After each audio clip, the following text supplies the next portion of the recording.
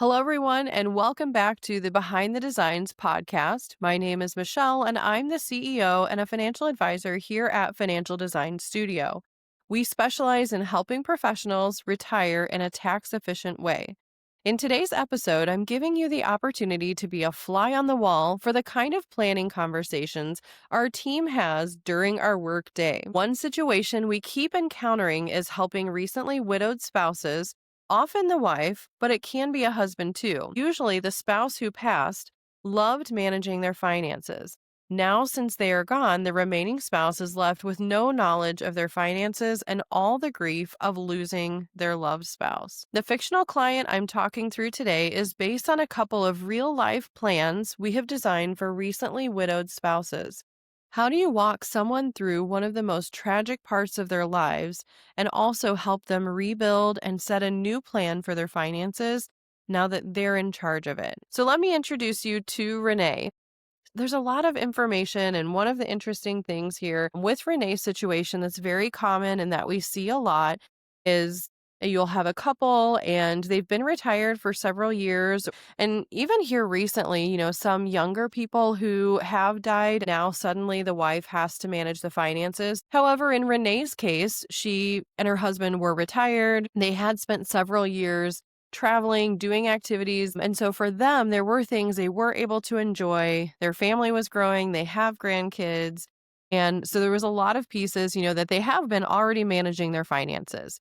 Now, in Renee's case, and in some of these similar cases that we're seeing recently, is that one of the things is that for the husband, managing their finances actually kind of became their hobby in retirement. They really get involved in tracking things, setting things up, managing their investments. They really make that something they enjoy doing that they didn't do as much while they were working. Renee never, didn't trust her husband to manage this for her, but now things have drastically changed. And so her husband used to handle all of those finances. She always trusted there was money in the bank for whatever was needed. So she has plenty of assets to care for the rest of her life. However, all of this is really like learning a new language for her.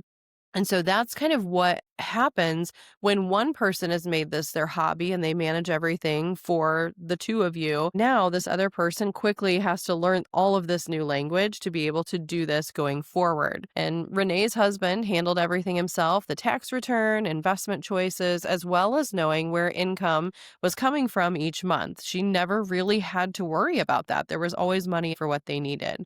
So, with her husband's sudden death, she found herself looking for a professional that she could trust, who could help her with questions that came up because she really didn't know the answers.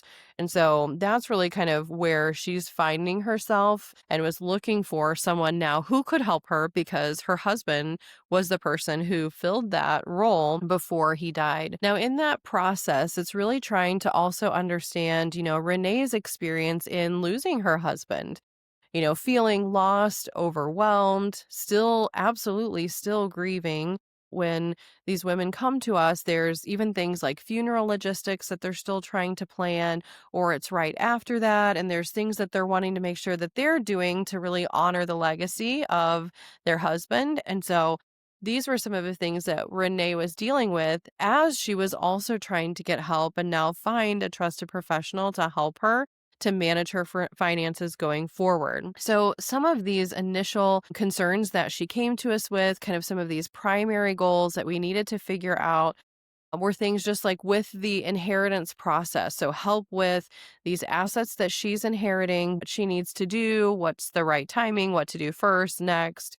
And then also just having expenses that she didn't know how to pay. So, for example, she always used to know that there was money in the bank account, but she wasn't the one having to pay them or set that up. And so now she has these expenses and she needs help figuring out how to pay those, really where to pay those expenses from. She needed a professional she could trust to really give her the right answers for her, who could anticipate the questions that she didn't know were going to come up.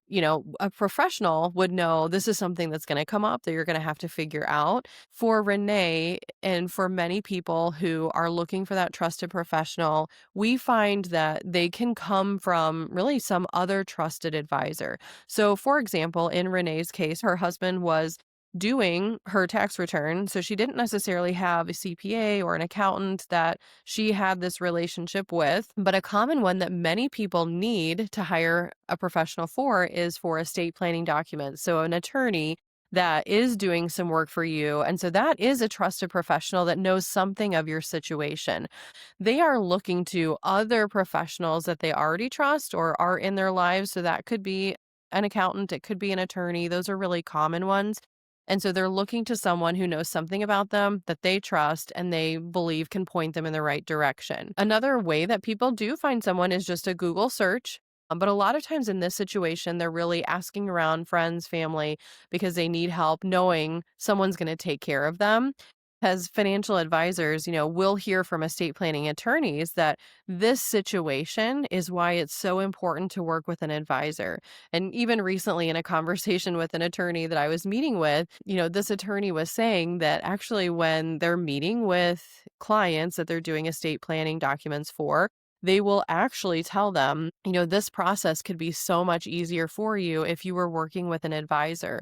And really, the reason for that is that, when you're with an advisor, they should be doing these pieces to put together a net worth statement, to know where all of your assets and your liabilities are. And people say, well, I already have a list of those things. But when you need to hand that list to someone else to understand easily, it can be very different what you get from a financial advisor versus what you're going to create on your own, just kind of pencil and paper. And there's nothing wrong with that. But when you need someone to understand what you have very quickly, having it in a format easy to understand can make a really big difference. In really the biggest piece of this, when we're talking about having a financial advisor or not, in Renee's situation, and again, there's nothing wrong with people wanting to manage their own finances, but people who have a financial advisor are already setting their spouse up, their loved ones up for success, because when they pass away, when they die and they're no longer able to manage the finances like they have, their spouse and their loved ones have someone already that they trust because you have this relationship already built.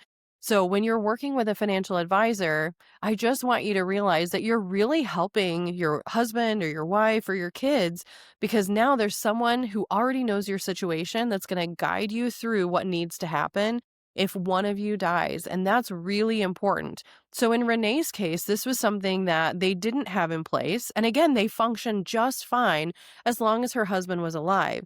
But now that Renee needs to handle this on her own, this first step she's having to figure out on her own of who can I trust to help me. Whereas that could have already been decided if they were working with an advisor because she had someone she already knew she could trust and already knew their situation. Now, there have been other clients that we've seen who come to us. And what's really interesting is it could actually be a widow in some of these cases where they've actually already hired an advisor. So in this same position Renee's in, they have had to find a trusted advisor, and they found someone in the beginning and they thought that person was doing a good job for them. But over the first year, the second year, some of the decisions they've made, like selling a property or needing to buy a new property, they've found that some of those things were not getting done. So maybe the funds weren't there at closing when they needed to be. And I think it can be very easy, maybe for widows to just kind of brush off something like that. The money wasn't there at closing that I needed, but we figured it out. It got done. Eventually, I purchased the property, so we're good.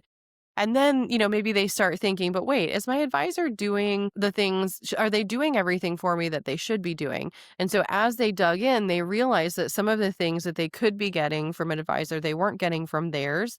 And so I've seen some of these widows after 1 or 2 years that they actually start looking around for an advisor who really can advise them and do more than what their current advisor, who they chose very quickly because they needed someone to help in a quick situation, that now after 1 or 2 years, they find themselves needing to look for another advisor who can really help them with what they're needing because they're noticing that some of the things aren't just getting taken care of kind of the way that they need. And they really are finding that I don't know if I can trust them to do the things that I need to do and to know the things that I should know before they happen. So that's another thing that I kind of find, kind of one of those two ways. You either find someone you really like or you find yourself maybe after a year or two kind of searching around again to see if there's someone better. that could be helping you a little bit more. Now, once Renee decided to get started, we really kind of had no time to lose. So, this is the type of situation where she came into our firm like a person coming into the emergency room. And that might sound a little bit extreme, but as I talk through this, you're really going to understand why it is really a great analogy. So, coming into the emergency room, we really began with her as we do for all clients. So, we start in that organization phase. We sort through all the information, insurance accounts, taxes, properties, into a single visual blueprint. And especially in these situations, for Renee, this was really essential to give her confidence. So she's going from a place of not knowing where everything is, not knowing where money can come from, to now we've put everything in one visual blueprint where she can see exactly what she has, and now we needed, to make her aware of all of those things. And so this was an easy way for her to see it for herself, also understand it. And that really gave her confidence, knowing here's what we have. And so through this phase, we're also educating clients. This is really part of this process because as we've built this for her, now we can teach her and educate her on here's what you have and here's how these things can be used. Maybe there's assets or liabilities that she wasn't even aware of, and so now we're able to show her those. Now, one of the things that happens in a situation like this, I'm saying this is, someone who comes in and they don't know what money they have. They know that they should be fine because maybe her husband said, I'm taking care of everything. We're going to have enough money. We're fine. And so she always trusted that, but now she really kind of needs to be proven, well, how can I know that I'm going to be fine? And what happens in these instances is, the husband might have everything on his computer where he's got spreadsheets he understands, he's got, systems he's using, but that doesn't work for Renee. She's learning a whole new language. And so what happens is we find that really women will kind of bring stacks of paper, whether it's mail, whether it's statements, just as it's coming. It's really just here's kind of all the stuff I have questions about. And so you start digging through things as you receive it. And that's how we're building everything. So it's not, someone coming in and saying, here's everything I have, here's the symptoms that I'm feeling. Here's, I've kind of been having this ache or pain in this emergency room situation. It's someone coming in and they can't tell you all of that stuff. The person that knows can't tell you. So Renee, in this case, can't say, here's everything I have and here's what I know I need to pay. She's really coming for help because she needs help figuring all of those pieces out too. So one of the biggest pieces from here, once we have this blueprint put together, is that, we really need to evaluate her cash needs. So someone that doesn't know where money's coming from or the accounts that they have to pay from, we're really in this sense kind of trying to stop the bleeding. That's the first thing we're trying to do. In a financial sense, what we're trying to do and say is that, Renee, we need to make sure that you have money to pay for the expenses that are coming up. There's bills.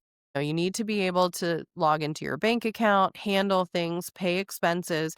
And so we really want to make sure that Renee had the cash that she needed. Just like in an emergency room, the first thing you're trying to do is stop the bleeding, fix the biggest problem. And that was really to help Renee say, here's where you can pay expenses from. Once Renee knew where money was going to come from, and now she kind of had some confidence to say, okay, when something comes up, I know how to take care of it. And I'll, figure out kind of more of these bigger details later. But what I really want widows to understand, you have permission to change a professional that you're working with. If it's not working for you and they aren't helping you meet the needs you have permission to find and change to a financial advisor who can help you in the way you need. And I think sometimes you just get stuck in, it's okay, it was just a one-time thing. Money wasn't there when I needed it, but that was just once. You can find professionals out there who are going to look out for you and make sure these things are being done the way you need. Now, as we kind of move forward with, kind of the strategy phase, some of the biggest things that we needed to do is we needed to give Renee confidence quickly. We needed to help her get organized and aware of everything that she wasn't. And so in her case, we wanted to take anything off her shoulders that we could do to allow her to really grieve the loss of her husband while we explained and guided her through these financial decisions. And that meant helping, really with a few different things. So At first, like I mentioned, it was organizing everything. Then it was really that near term cash needs. And then it was really kind of developing a plan for the assets that she has. But that's kind of happening in the background. And so when we think about this strategy phase, something I want you to understand is just like the doctor in that emergency room, when that patient comes in and they're bleeding, the doctor might be thinking, the first thing I need to do is stop the bleeding.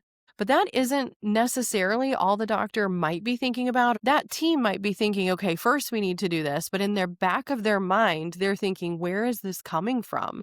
Where is the root of this problem? And what are we going to have to do for that? And so, this is a big thing that I really want you to understand as a financial professional, that in the background, that's really what's happening inside our minds. Is that, with Renee, we were saying, okay, here's where you're going to get cash from when you need to pay these expenses. Here's where it should come from. But in the back of our mind, we are thinking about the long term planning that needs to happen. And so, we may not say it because, again, we want Renee to be able to grieve. We want her to be able to think about the things she wants to think about or she wants to do right after her husband passes away. Those are the things we want her to spend her time thinking about. We're spending our time thinking about, here's the stuff that eventually we're going to explain to her, and we're going to say, here's some ideas, here's some strategy things that you can do to make the most of your plan. That's the kind of stuff that we will get to with her. But again, that's what's going on in our mind, and that we're thinking and talking about, that we will talk to her at the right time. So it's not overwhelming for her in the situation that she's in at this moment. So once Renee kind of sees all the pieces that she has, then we can start to explain some of these opportunities. And even in like that cash that she has, that cash need, we're thinking through, okay, where should it come from? Because if it comes from an IRA or something else, like there might be tax implications. So that's why it is important that we are thinking about those long-term things as well. Now, as she's aware of kind of some of these opportunities that she has, this kind of helps her to start to feel like she's in control of her finances, because now she can make informed decisions that will achieve exactly the results she wants. So she's really kind of being guided into, okay, here's the results that you want. So, with assets and liabilities, some of these things, as we start to talk through the strategy phase, is, accounts that they have. It could even be property that you have. Some of the things you need to start thinking about are, who were the beneficiaries on the account? Where should this account be titled now? How should I change this? Anything that was in her husband's name, she now needs to move to where it should go. And so these are some of the pieces that, once you're kind of past that initial phase of cash needs, now we can start to think of, now what should I do with these accounts? And so what we always kind of tell people is, even right after a loved one passes away, some of the things you're going to need to be able to retitle accounts are things like a death certificate, and those can take a few weeks, a couple weeks to get. We have time to think through because we're waiting on some of those documents, like a death certificate for things, like an IRA or maybe a life insurance policy. So you do have time. Not everything has to be handled right in the beginning. Now, one of the biggest things that we really focus on when we're working with couples, so just like Renee, when she was married and her husband was alive, her husband was managing their finances. And when we're working with clients, we can kind of do this planning over time. We have time to think about it. We have space. We're not in a rush situation like Renee finds herself. And so one of the things that we find ourselves doing planning for with a couple is saying, okay, let's assume that you both live to age 100, or even you both live till age 85. But what is really important when we're running scenarios is that we're also saying, well, what if one of you predeceases the other? What if one of you dies unexpectedly before we planned? One of the biggest things that we're finding now is that someone who comes into us and says, we think we need to do Roth conversions, we want to retire soon. Well, it's great. We're planning all these Roth conversions in married filing jointly tax brackets. But what if your spouse dies suddenly and now you find yourself in an individual tax bracket? I can tell you that very quickly, two people's RMDs, two people's income now in just the individual tax bracket can be taxed at a really high rate. And so it's very important that you have this plan, that we're kind of building this plan now from scratch, and we're putting this together so that you are thinking about not only your finances when you're both alive, but also when only one of you is alive. So for Renee, we're really kind of building this plan from scratch as we're after now that we've built this blueprint, we're starting to plug in all of these numbers into her plan and say how to make the most of your assets for the rest of your life. What strategies can you use? Again, with someone who's coming in and their husband or their wife has just suddenly died, these are things that really for us as advisors we're thinking about, but we may not necessarily be saying right away, but we're thinking about them and starting to build a plan for them for you so we can present them and talk to you about them at the appropriate time. So finally is really the implementation phase. So as we're working through, we've kind of organized everything, we've started and we have some good strategies that we know will work for Renee as we want these assets to last the rest of her life. And so now we start to say, okay, let's implement these pieces. And this is where, as advisors, we get to take action to make the client's decisions actually happen.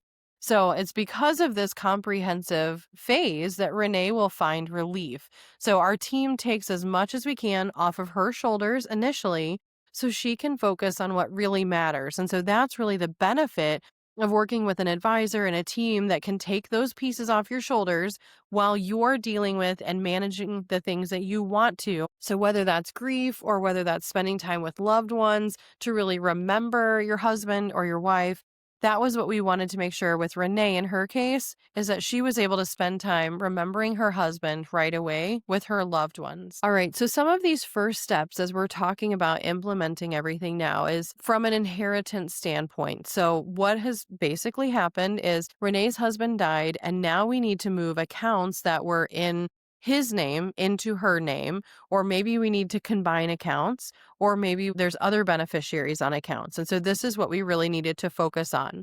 Now, one of the things when you're looking at inheritance from someone who has died is that you really need to understand the types of assets that you're inheriting. So, for example, was that real estate? Were those liquid investments that, can just be moved into your name very easily? Or does the titling need to change? These are the things you need to think about is the type of asset that you're inheriting. That really makes a difference and can make a huge difference in the taxes that you pay. For Renee, one of the biggest pieces is that we helped her rebuild her plan within individual tax brackets rather than the married filing jointly tax brackets. So in considering this, there were beneficiaries, there were tax brackets, think RMDs for two. If there's two IRAs, you each have one. Now you both have RMDs, and that's great in a married filing jointly tax bracket. But now in an individual tax bracket, that can make a huge difference and it can cause much higher taxes without proper planning. If you and your husband are still both alive, it's very important that as you manage your finances, it's not just for today, but it's also for later. So sometimes we'll ask these questions like, what about today? Does my plan work? Okay, what about later? Does my plan still work in these different situations? That's the beauty of planning ahead is that you can actually ask those questions, see the results of those before something like this has happened. So one of the things with Renee is that she did choose to work with a financial advisor. She did decide to get help. And so one of the cool things is that we were able to take all of this weight off of her shoulders, do the things that we love doing for our clients, and now she can feel confident that she has a plan and she's going to have money when she needs it. So very quickly, some of the things that we were able to do for Renee is that she was able to get organized into this blueprint so she understood exactly what types of accounts and the assets she had to live with. We helped her have money in the right place to pay for expenses immediately, but also for the next 6 to 12 months. So kind of having that plan a little bit further in advance so she felt comfortable that there was money to use. One of the biggest things was also helping Renee reset what was their finances now into what is her finances. And this really means planning for taxes in an individual income tax bracket instead of a married filing jointly tax bracket. We noticed with Renee is that she's relieved that she has a team to help her answer questions that come up, but also to help her foresee questions that will come up before they do. So she feels confident that she's invested for her lifetime and has a plan in place like she needs. When we're talking with our clients, Our job isn't really to answer the questions only that our clients come in with. It's not only to think about just the things that people put in front of us, but it's also to think about the things that they're not saying, the things that we know will impact their plan, or the things that we know might come up. And so that's the kind of stuff that we're trying to think through. One of the cool things as we're working as a team is that we all think of different things. And so as we're talking about it between the four of us on our team will all see things a little bit differently. And what really is cool about that is that together and collectively, you're really getting the best of four different minds. And so when you do have a team or even a financial advisor, you're saying, okay, someone's going to help me think about this. That's one more mind that's thinking about everything that I need to be. So I want to talk you through a little bit about now where Renee is at in her plan. And now that we're kind of past that crisis mode and getting things done really quickly. Now, when Renee thinks about her finances, she's got a good handle on it. And so, what we notice, just like Renee and other widows, is that now, you are continuing to live life. You are continuing to spend time with your family, with your loved ones. And what happens with that is there are new decisions that come up. So, for example, with Renee, she didn't want to make any really quick, bad decisions in the beginning. She really wanted to be thoughtful about what life would look like later. And so, as we put this plan together, now over the years, she's actually decided that she doesn't want to live in the same place that she did. She wants to move closer to be near her kids, move closer to them so she can be involved in more of those activities because they weren't close before. They would travel to see their family, but she's decided that's really important for her and what she needs now. So what's interesting is now it's choosing, where do I live? What do I sell? When do I sell? When do I list my property? It's things like that, but also what assets do I use to buy that new property and what can I afford? And so as we're continuing to build her plan, it's really going through everything to say, yes, your plan still works with these new decisions that you're making. Some of the new things too are just deciding giving that she wants to do. Instead of someone else to talk through with things of how much do I want to give and where, these are now things that Renee is thinking of kind of on her own. And our team has really kind of become kind of that sounding board. So, one of the nice things with an advisor is that you're able to talk through, well, what if I do this? Or what about that? Or, I was thinking about this, or is there anything that you think I should consider about that? And so that's been one of the cool things is we can really see how Renee has started really to just kind of shift her thinking and her mind of just thinking about, okay, now that she's aware of everything, she can start to decide, well, what would I like to do? What are some things I want to do? And so after it's been now, a couple years, and so this is very common again for what I see, kind of after 1 to 2 years, women kind of start to think about, okay, they start to decide what are some things that I want to do. Okay. And I think just kind of allow themselves, kind of give themselves permission to make some of these bigger decisions. I think it is really good advice, to not make really big decisions right away. Now, sometimes that actually is necessary. So, while I don't think it's always an absolute don't make big decisions like that, I think it's very important that if there's something that you need and you need to make that decision, that you should. But if you don't have to, if you aren't in a position where something like that is immediate that you need to change, then I usually find kind of that 1 to 2 year mark that this is when people kind of start to think about, okay, what are some things that I kind of want to do to enjoy, my life how it is now? That's what we're seeing Renee experience. But it's very exciting because it's, kind of from this different perspective. It's not from this, traumatic, very quick, we're not in an emergency situation anymore. And so what's interesting is she's able to really enjoy as she's thinking about this, what do I want to do? And so it's just a very calm, reflective, here's what I want to make sure is done. The other thing that I will see people experience, and Renee is this way as well, is that because of what she experienced, because of the sudden change and the sudden language that she had to learn in finances, is now because of what she's gone through, she wants to make sure that her kids or her loved ones are not going through the same thing. I notice that a lot in the spouse who, that husband or their wife did die suddenly is that now it becomes really important for them to have a plan so that the next person to inherit their assets doesn't go through the same thing. And I think that's really the big thing is that Renee has learned what she didn't know. She's learned all of these pieces she needed to know to be able to function. And so now going forward, she's saying and she's doing the planning that really could have been done for her, but she's saying, now I want to make sure these pieces are happening and they are in place for even what's next. Because for Renee, she has the assets for the rest of her life. She's going to be taken care of. And so now she's thinking, okay, well, how do I change beneficiaries for these assets that someone's going to inherit from me? And what's interesting is that, it doesn't look the same as it did when it was her and her husband making those decisions because things have changed. And so now she's having to look forward and beyond that and say, okay, now what should they be?